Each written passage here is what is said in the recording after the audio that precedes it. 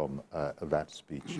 I think well, all of it was important, but the major one would have been the president affirming that he is aware of difficulties in the land coming from an indispensable policy of removing the subsidy on fuel. And just take it from that he recalled that and sort of was solidarizing with us, if people can understand that.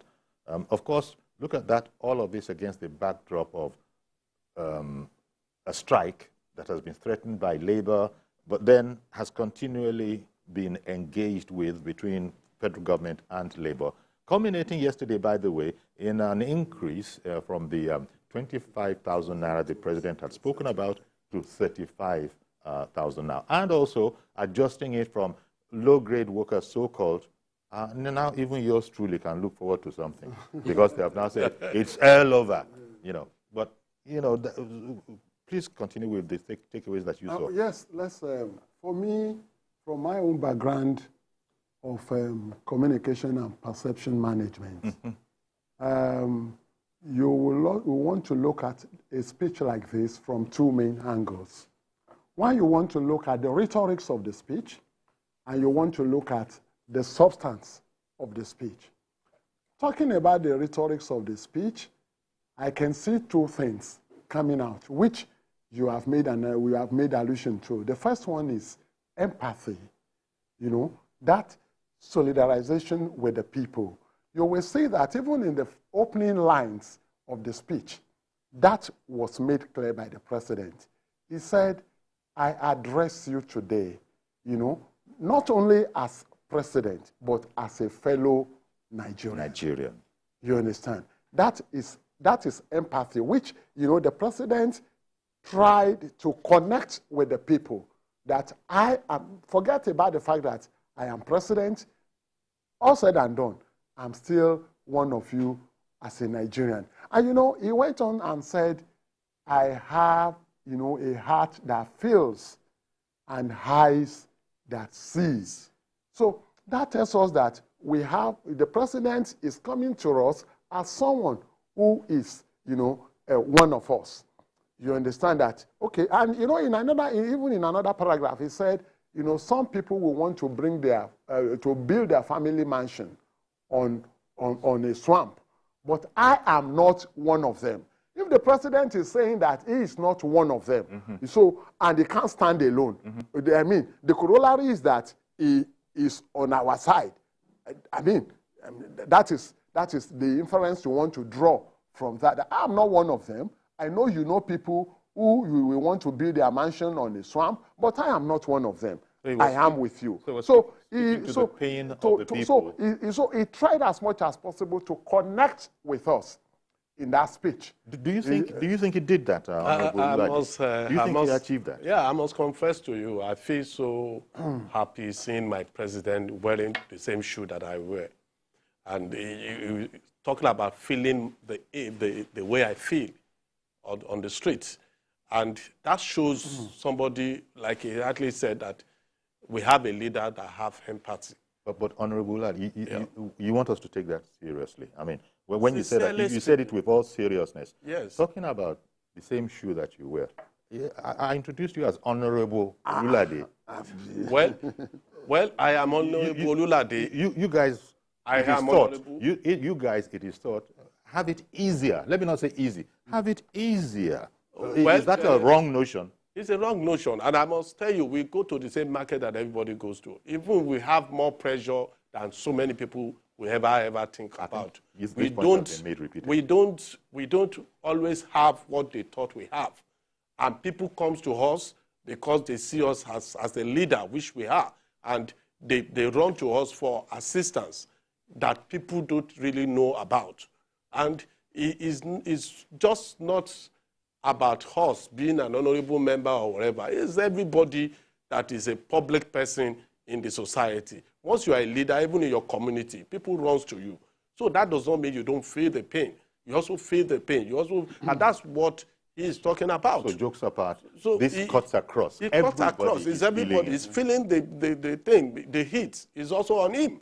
The pressure is on him. Even if you look at him critically, you see the pressure on him that he is not. He's like feeling the pains of Nigeria. Yes, he's feeling the pain. He's carrying an heavy load, and unfortunately, he's in a position of having a thankless job. When you occupy a position where whatever thing you do, some people will say, what is he doing or whatever. So it's a very difficult position. But notwithstanding, we see a president connecting with the grassroots. We see a president, and it's because of that connection that you will see talking about the low-grade workers. That he was so concerned about them that even everybody thinking about it, he felt that these are the people that are feeling the impact more than some of us. And that's why he was talking about the low grade, the so-called, initially, the so-called downtrodden. And today, to the glory of God, we have seen that they have expanded the whole thing, and now everybody is in the net. But notwithstanding, when we talk about workers also, what's the percentage of workers? What's the percentage of the workers in Nigeria? They are not up to 20% of the total population. Especially workers in the public sector. Especially when we talk about workers in the public sector, we're talking about less than 10% of the general population of Nigeria. And whatever thing they take home, and that is why I was also concerned about the inflation, that whatever money you pump in can cause inflation. Because once you say they just increase the salary of some people, and some people do not, and those people, because they have some level of purchasing power, it will affect the economy, it will increase the inflation, and it will hit on the already hardship that Nigerians are going through. So, and that's why you see him coming plain to say, look. So nobody is finding this comfortable. And the president sought to include himself. Say, look, yes, I am the leader here. But it's not, these are bold steps that needed to be taken, and without necessarily saying so, but implying so. It's a responsibility that had been sidestepped in the past. And so he spoke about making a bold decision and biting the bullet, as the Igbo people say, but he also was aware that it had consequences. And I think that sort of what was responsible for his somber mien yesterday as he was speaking. It's like, look, there's no going back on this, but this is a very painful decision, and this is going to work for us later on. Unfortunately, these are not the best of times on the world economy scale. So we have a situation where, combined with all of this, the dollar was moving over the 1,000 naira mark. People, are suddenly now using, 50,000 naira to fill their tanks, that kind of a thing. It doesn't matter what you drive. All of this would have had an effect on transportation, which he also was aware of, and so alluded. There's a sense in which these are not the most enjoyable of times for President Tinubu, but he's saying that I wouldn't have it any other way. Yeah, I think from what we had said earlier on, the president is so clear. I don't want to use words because I'm not limiting it to his speech. It's so clear about, the effect, the policies of recent time has had on the people. Yes. But one thing again that you will see in that speech, I was talking about the rhetorics, and then, I've not even come to the substance, but well, maybe we take everything together. Yes. But if you look at one thing again that you will see in that speech is inclusivity. That this is everybody's, task. You will see. In fact, for the first time, in a president's speech, I saw, something like, we have always said founding fathers, but we said founding fathers and mothers. And he went on to say, this country is your own. Love it and cherish it. So that means that this is, for us, for him, this is a task that you cannot leave to the president alone. we must all join hands together to, you know, tackle this. And, you know, but it's tough because it's tough. the president said reform is painful. Yeah. Those were his direct words. And Reform may be painful, but it is what greatness and the future require. So Tinubu's looking into the future. Now, how many people, the next level, the next battle is to get people to see, as it were, what he is seeing. Because it's a very delicate one. When you hit people, not that anybody hit them, but when the policies that he is saying were inevitable, when it hits you where you hurt, in your wallet, whatever your budget was for food before, now this has taken part of that. Well, there is a saying that says that there is no gain without pain. So what we are passing through now is the route that we ought to have passed through over the years. And he's trying his best to mitigate that pain as much as possible. Thank you. So that is what is happening today. Unfortunately, we are not being sincere with ourselves. Okay. Before now, during the election period, we are always, everybody is talking about, we are aware that Nigerians are going to go through hardship irrespective of whosoever becomes a president. All of a sudden, we are now seeing the man that is a president now as a magician. And his name is Asiwaju Bola Ahmed Tinubu. He's not Professor Pella of blessed memory. He's not a magician. He's not coming to perform magic. He's coming here to salvage what was the already mess that he met on ground. And he's trying to revive the economy. He's trying to work on the security. I mean, you see that speech talking about even those, our military men that are at the forefront of waging war against terrorism, waging war against insecurity in the country.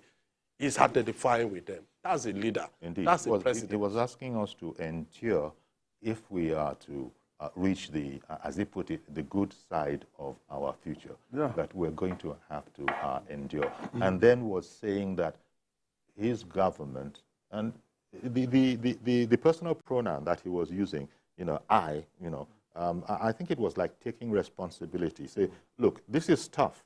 I mean, if any angst is going to come, you know, I am the captain of this ship. I, with, you know, my advisors, we make these decisions, and nobody should put the blame anywhere else. You know, the president had said earlier, and in a different context, that we asked for this job. Yeah. And nobody should pity me. Yes, I don't need the pity. I'm going to do what needs to be done. It is probably easier to be popular than to do the right thing. Yeah. Even though a lot of people will say that, I have something to say to that. But Tinubu has taken this, he has bitten the bullet. We are now at the crunch. And all the president was doing in that Independence Day broadcast was appealing for understanding. Yeah. Because this immediately, it could have been different if he had just kept quiet about this thing, kick the can further down the road, as has been done. But Bola Ahmed Tinubu says, no, it stops here. We're going to do the needful. And it has its attendant risks. But he's hoping that people will be understanding. You know that if you look at it, you know, he said, on this solemn but hopeful day. Solemn but hopeful. So what does that tell you?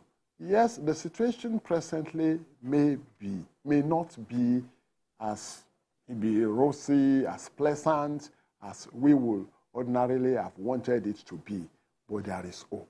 Because there are reforms in process. In process. You see, but that's, I'm coming to the substance now. You know, I talked about the rhetorics. Now, and he now outlines, you know, all that he wants to do, you know, to ensure that that hope is real. Some of it already being done. It's already in progress. Yes. There's a new governor of Central Bank, for instance. And he said that. And, you know, some people have said that, I had one person say that the president did not say anything about corruption. I'm not seeing it that way.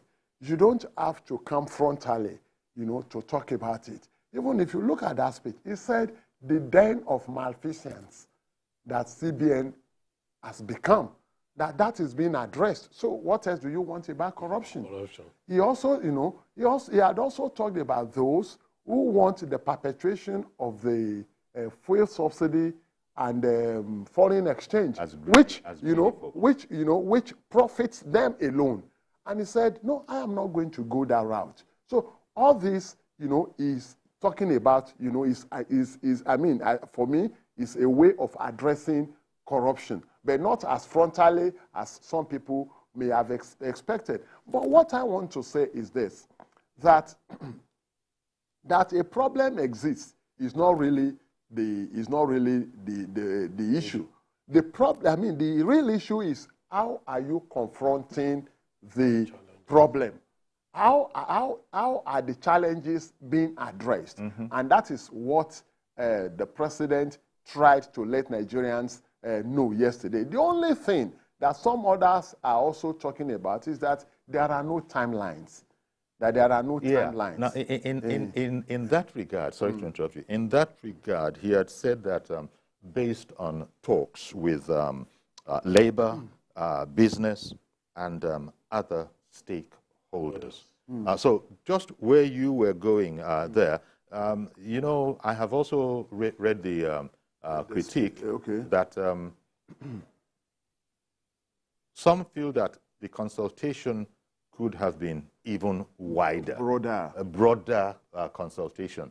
And then, as you were just about to touch on,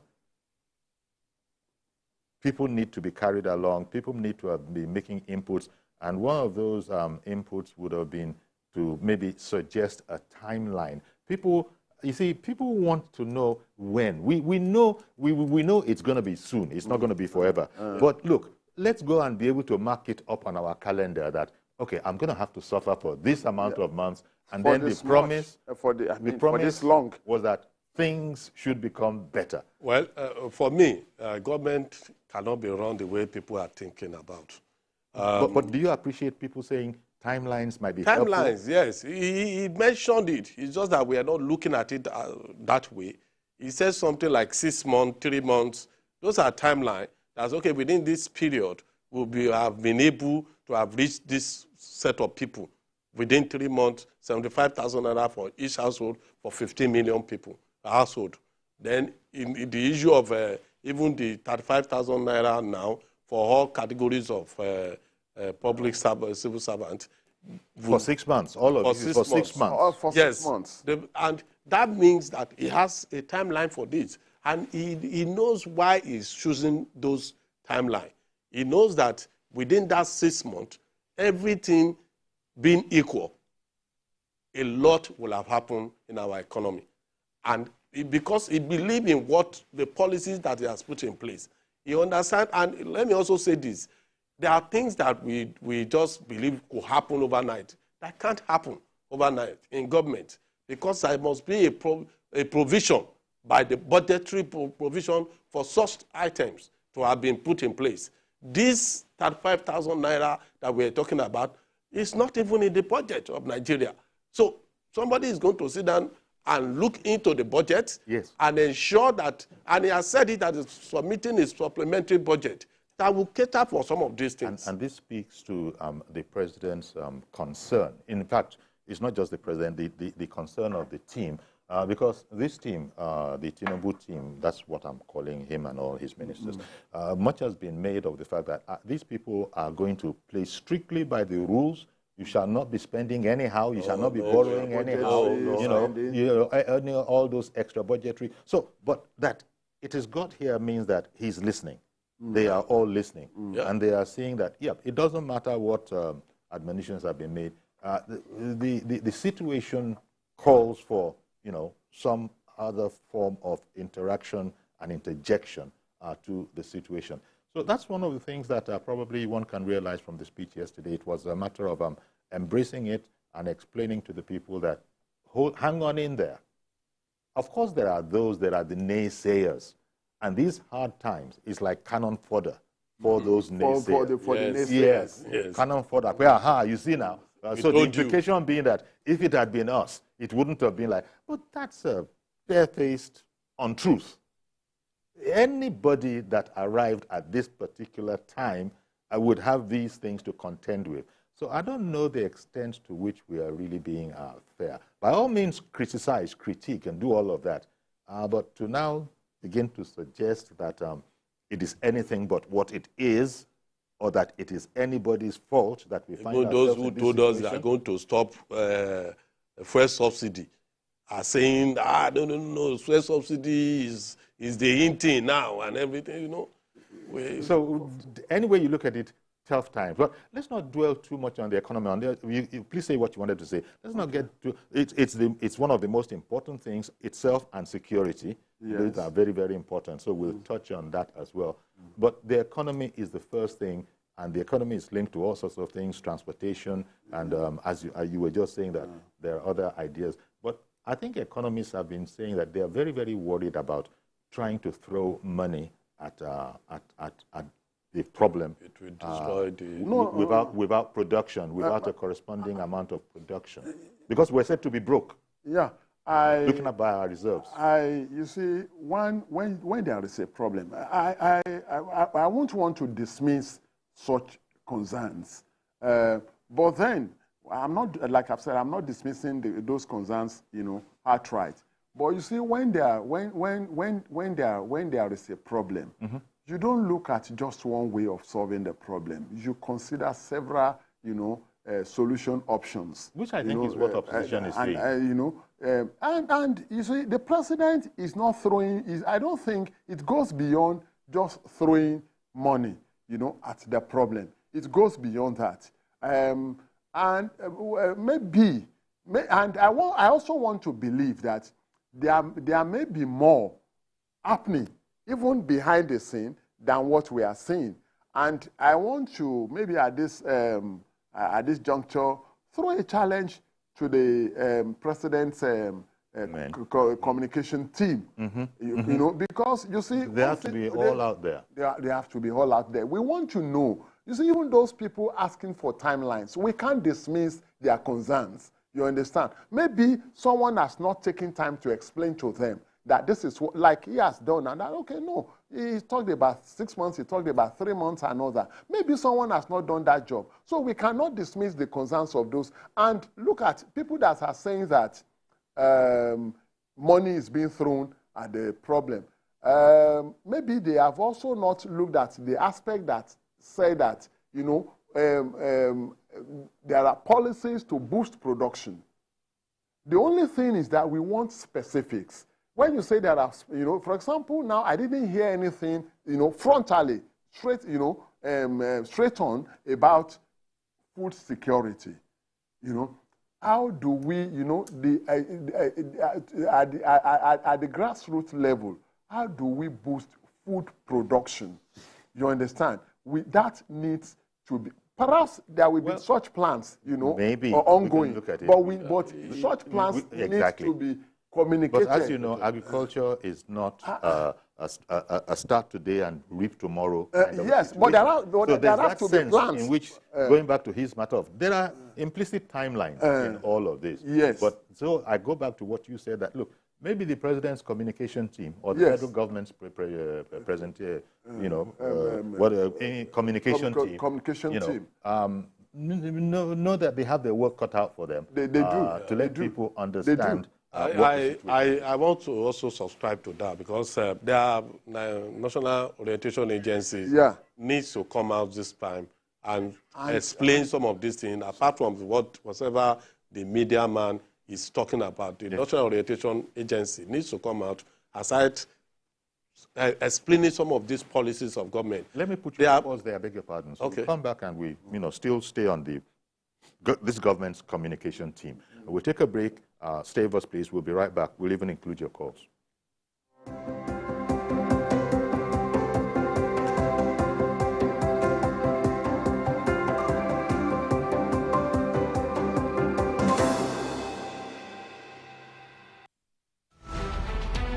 Every major news story is with many perspectives. layered with different levels of impact. Hello. What time did this happen? We will be right there.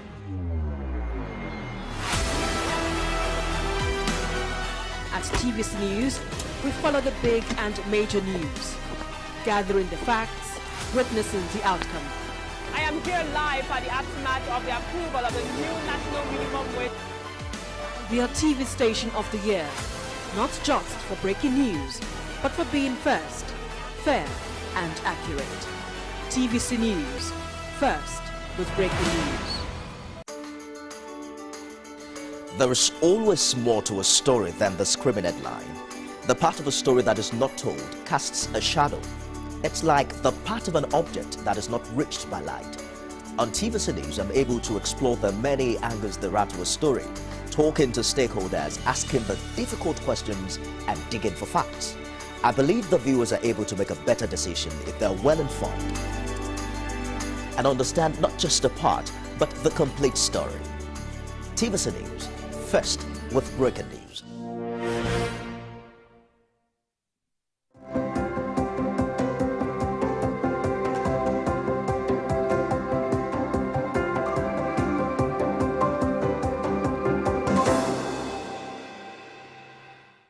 Okay, welcome back. Honorable Olusegun Olulade, former member of the Lagos State House of Assembly, as well as Mr. Ademola Adegoke, communications consultant, our guest this morning. And we're looking at yesterday's speech by the president. These are very serious times.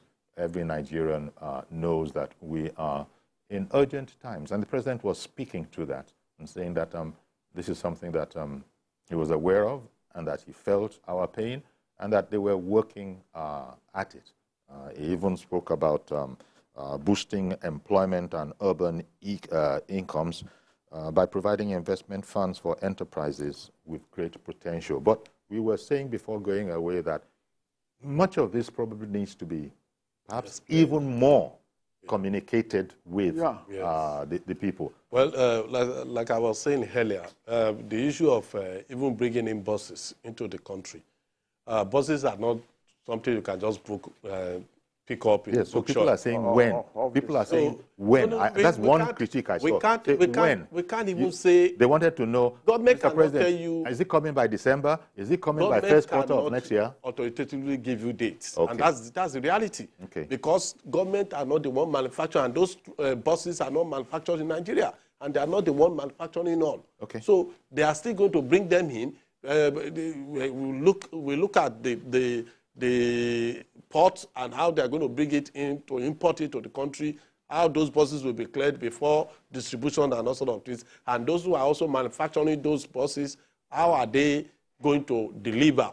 And they have their timeline. Indeed, I hear what you're saying, and you coming from someone who has been in the system, and so you know how it works. But for the maybe the communication team has to come and speak to that, because that is what the people are saying. People will still want to seek clarity on, the timelines are very, very important. They are important. Even they are when important. you are not sure, you make it plus minus. Yeah. You understand? So, and this also, it still goes down to what we have said about communication. Okay, we may not be able to give a specific time, but within this period, we are sure that, because the president actually even said that the procurement process will be fast-tracked. Yes. You understand? Yes. To remove bottlenecks that usually causes delay. So which means that you can begin to picture, the time frame within which, the goal will be attained. Yeah. So for me, we still can, at least to let people know, so that, when you are suffering and you have a picture of hope, and when, the suffering we had, it lessens the weight. There are all sorts of modes of, communication. Of course, words, TV, radio, and all of that is one.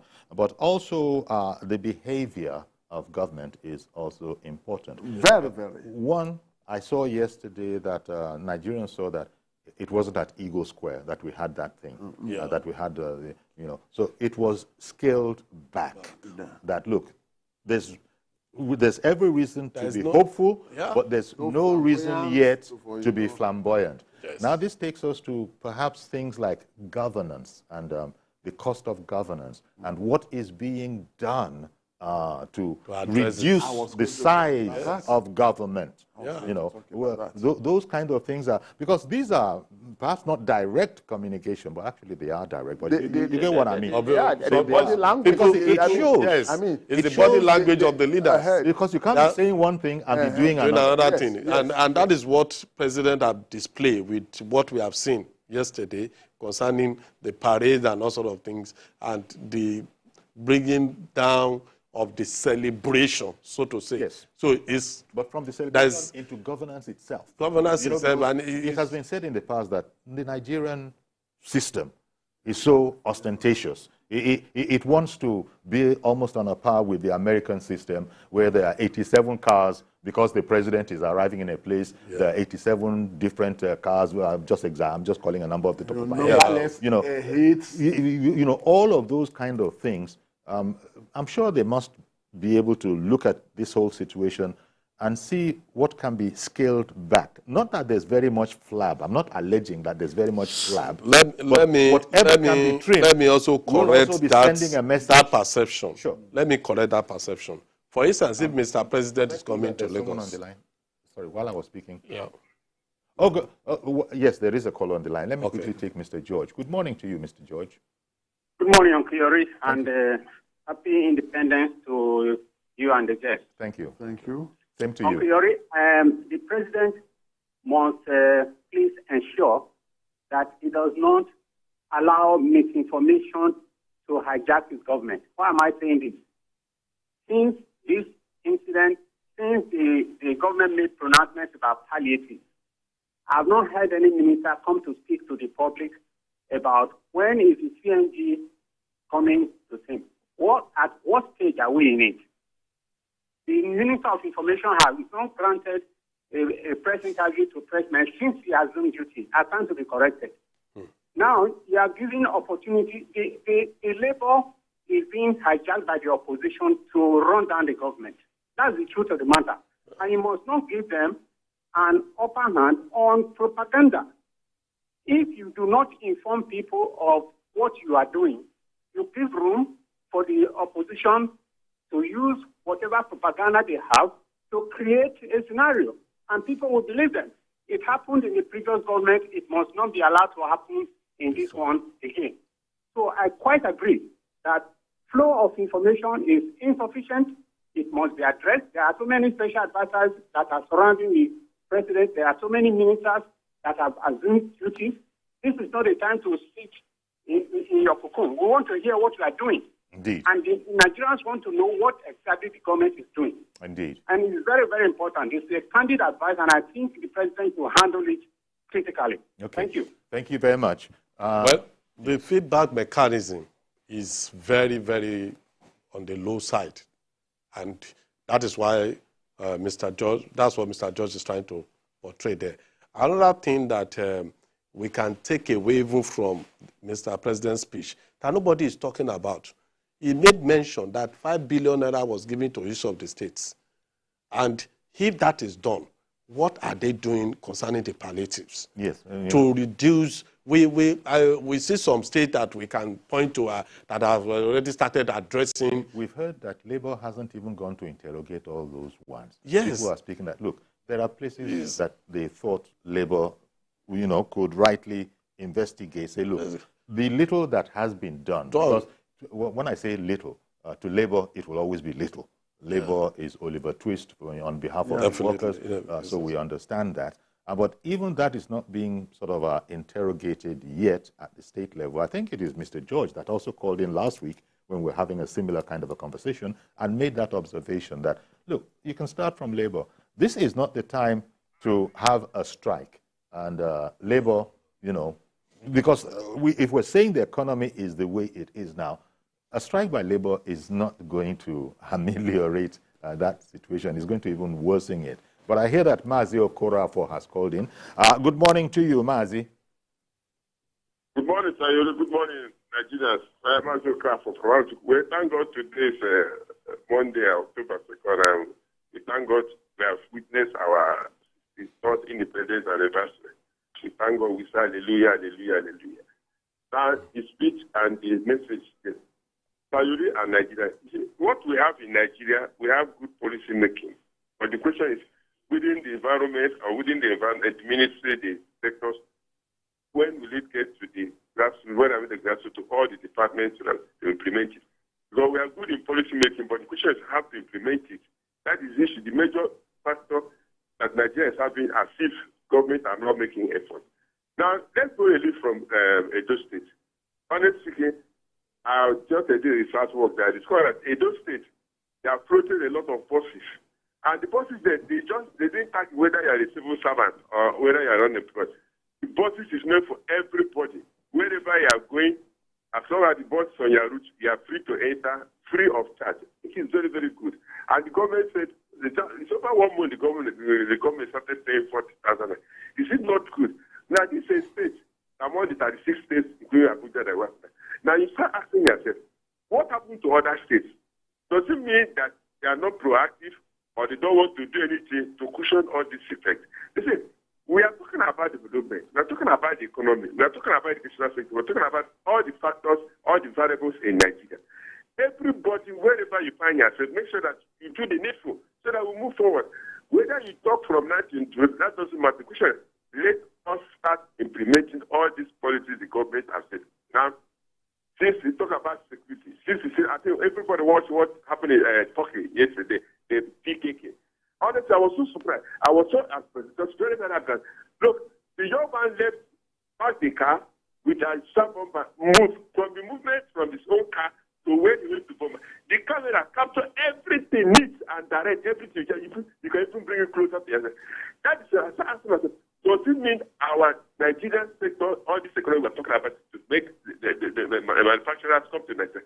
Don't we have people that will put them from such things and find what's happening? How did they do that thing? How did they do that? Why did they pick the young man? Nobody was there. No government official was there. But the kind that picked him, they go back and play immediately. So this is what we should talk about. Okay. The labor, whether labor is talking or labor is not talking, the question is, let us not cripple the economy. Thank you. Thank you, Mazi, for your contribution. Exactly. That's the last thing we want to do. We don't want to cripple the economy. And what Labour was promising yesterday, at least to the extent that, look, they will be reverting. They will be reverting to the, to their organs. To their organs, and would then come back. There's a sense in which government is trying to meet them. But, it's, we have to boost production. It has to be. We have to boost production. Did you want to comment on this refinery, that the Dangote refinery, that was supposed to be something of almost like a silver bullet, that we were going to save so very much, as a result of the swinging into production of that particular refinery. It was supposed to be in production by now, but it is yet to be in production. And I don't know. Have we sort of overpromised ourselves in the past? I think it goes back to the communication you people were talking about. Yeah. We need to know what's going on almost per second. You see, when people are, becoming more and more skeptical of promises from government quotas, yes, sometimes you want to tag them as a doubting Thomases. But again, when you now, connect to what has been happening in the past, you don't want to blame people for being skeptical too much. Because, like what you have said, by now, Dangote Refinery, it's supposed to have taken off. And like you said, Dangote Refinery, that we understand Dangote has actually paid back, what, is it 70 or 80% of the loan? Let me just... 70 or 80% of the loan that was provided. There are all sorts of things out there. So you see... so anything that's not clear about that. So many things are not really clear. And I want to believe those were the mansions that were built on swamp. On swamp. So I think... I think we should face the reality. When people are, manifesting this level of doubt, this level of skepticism, you know, in government, whatever government tells them. It has to do with the experience of the past. So the president, and that is what we need to guard against. So this administration, and no doubt the president's party will be saying that everything is being thrown at the situation. But it goes back to what you gentlemen have been speaking about, the communication specialists within the team. Yeah. These communication specialists need to be following the president's initiatives, communicate and explain, engage the citizens. Yes, you know, there's a lot of disengagement with the citizen in the past, and we cannot continue to witness that in this current regime. So the communication experts, those who are within that area, must stand up and continue to engage the people now. So that engagement is needed. People does not know a lot of things that is going on. We need to engage them and explain these things to them. Nigerians are fantastic people. We love our president. We love Nigeria, and and so, as a country. So, yes. So the investments that we are told, that the president was telling us about, that are being increased in micro, small, and medium-sized enterprises. Yes. You see, we've heard that from the president, you know. But you see, it probably needs to be explained so we can compare what we are hearing with what is on ground categories. And see the difference between, you know, before the policy was, you know, inaugurated and all of that. I guess the communication people have their work cut out. And there is this, one needs to say this. You know, it's often said that what gets measured gets done and achieved. That's the point of those asking for a timeline. Policy implementation and impact assessment has to come into the whole, you know, arrangement. Policy implementation, you know, and impact assessment. You know, because our people, you're very right, because our people, as you know, the way our people talk, so, you ask the person who is not a specialist, not an economist, they say, so what is going on? They say, Montonche, I have no idea of what's going on. Yes. You know, so it's like the communication people are the people that have to, money has been given prevent that expression. Yes. You know, for infrastructure support. How much, what is the compliance level?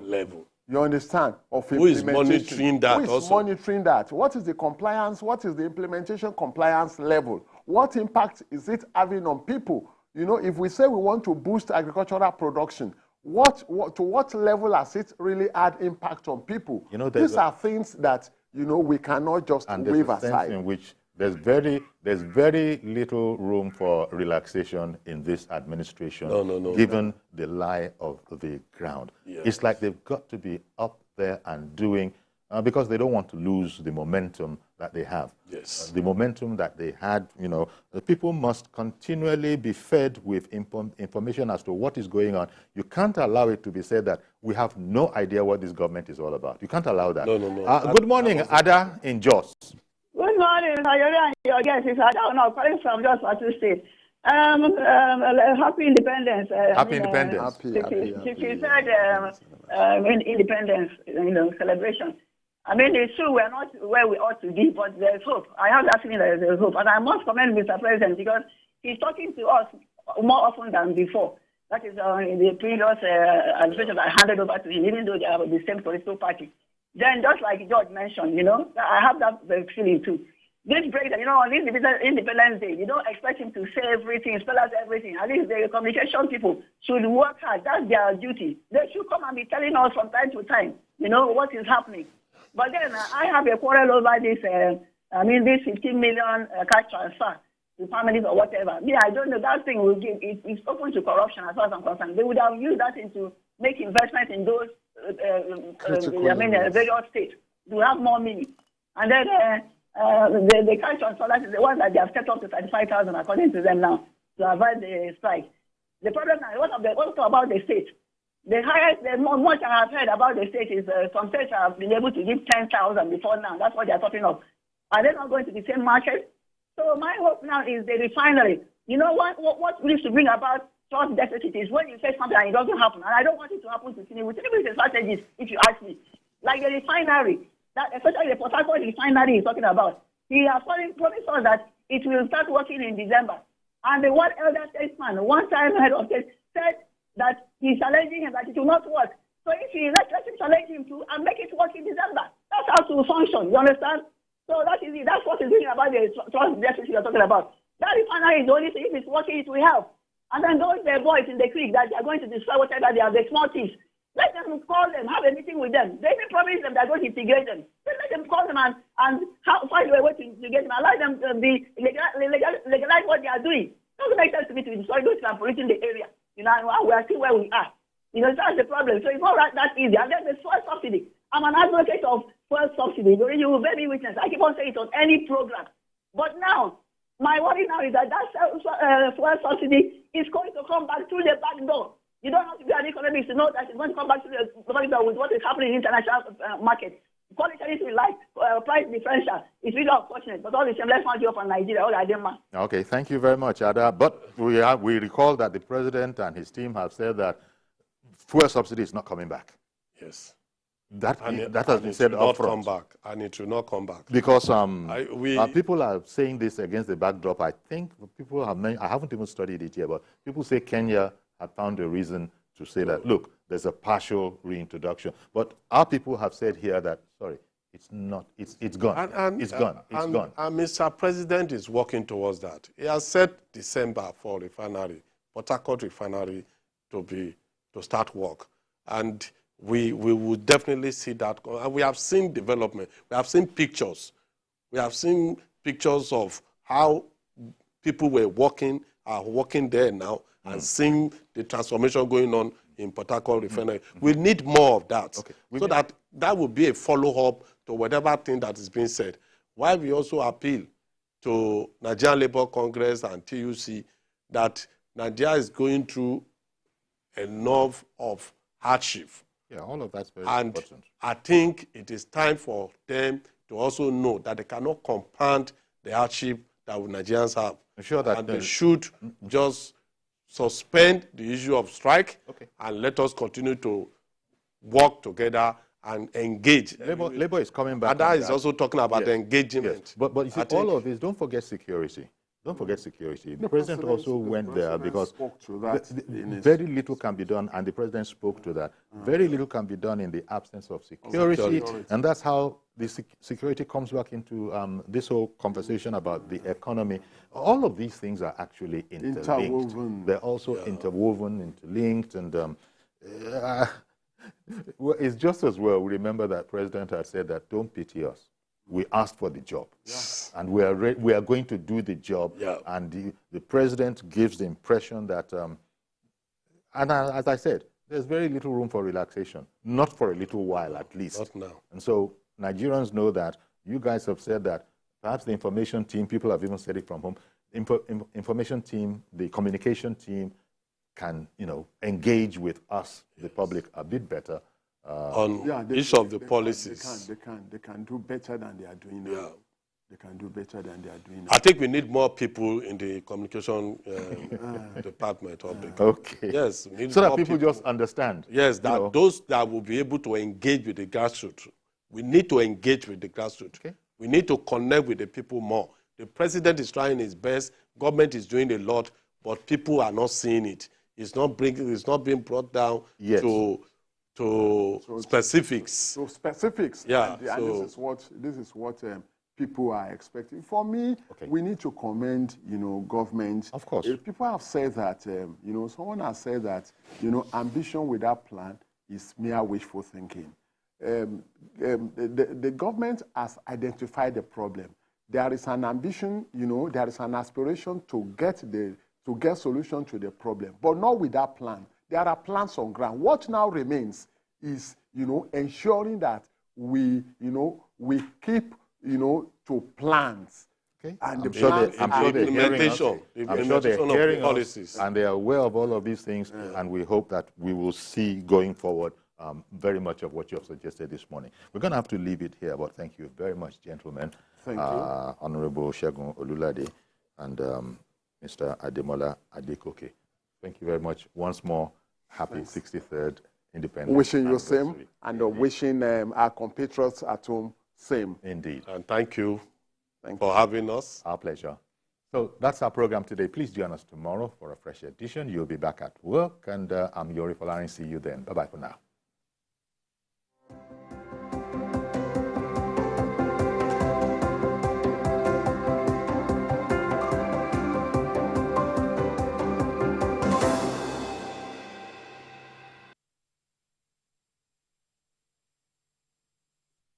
The following is a paid presentation by ShopX TV. Are you worried about the safety and security of your home at night? Do you wish to know when intruders come close to your home?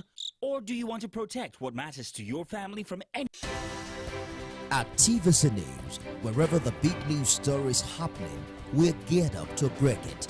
TVC News, first with breaking news. The following is a paid presentation by ShopX TV. Do you struggle with having an active and healthy lifestyle due to your busy schedule? Do you find it's difficult to make it to the gym? You want to improve your overall health, but don't know where and how to start? Medical experts agree that walking, running, and jogging are amongst the best ways to stay fit and enjoy a great active and healthy lifestyle. What if there was a convenient and affordable way to improve your health, improve your mood, and lose weight right in your own home? Introducing the SportX Digital Compact Treadmill, the compact foldable treadmill that makes being active and losing weight fast and easy. Just unfold it and walk, jog, or run while you watch your favorite programs on TV. And when you're done, just fold it and store it away. Now that's convenience.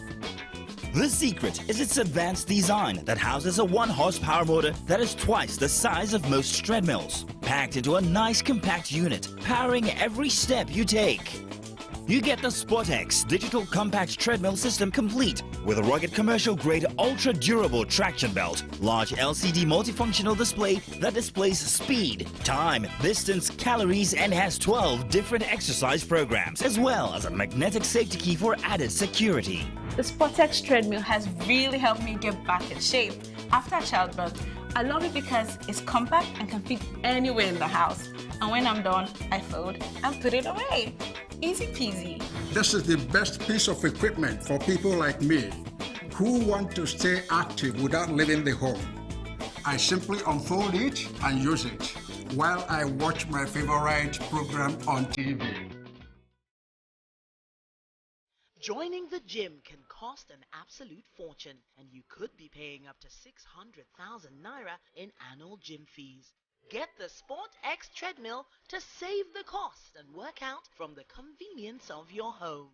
You could pay 500,000 naira for a treadmill like this, but you can get the SportX treadmill for not 400,000 naira, not even 300,000 naira. Order right now and get this for just 294,500 naira only. But wait, there's more. If you order now, you get the SportX Digital Compact Treadmill delivered to you for free, wherever you are in Nigeria. The SportX Compact Digital Treadmill comes with ShopX 30-day money-back guarantee. If you're not satisfied with the treadmill, send it back for a full refund. But hurry, limited stock available. So, call the number on your screen now or visit our website to place your order while stock lasts. The proceeding was a paid presentation brought to you by ShopX TV. Hello, NIDA Impact lovers. We have good news for you. In the quest to keep Nigerians abreast of the happenings in the digital space, NIDA Impact, a flagship TV program of the National Information Technology Development Agency, is now showing here on Television Continental. It is, as always, educative, informative, and innovative. NIDA Impact. Keep a date with NIDA Impact, your guide to a digital Nigeria. At TVC News, wherever the big news story is happening, we're geared up to break it. TVC News, first with breaking news.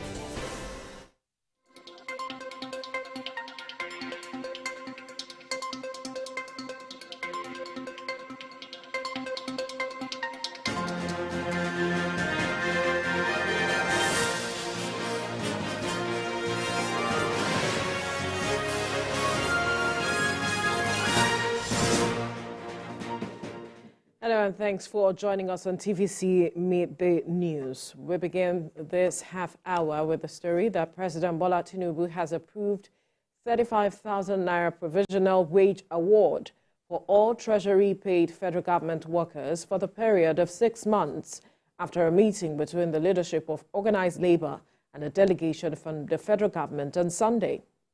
The federal government said it is committed to the provision of funds for micro and small-scale enterprises, as well as waivers on value-added tax on diesel for the next 6 months.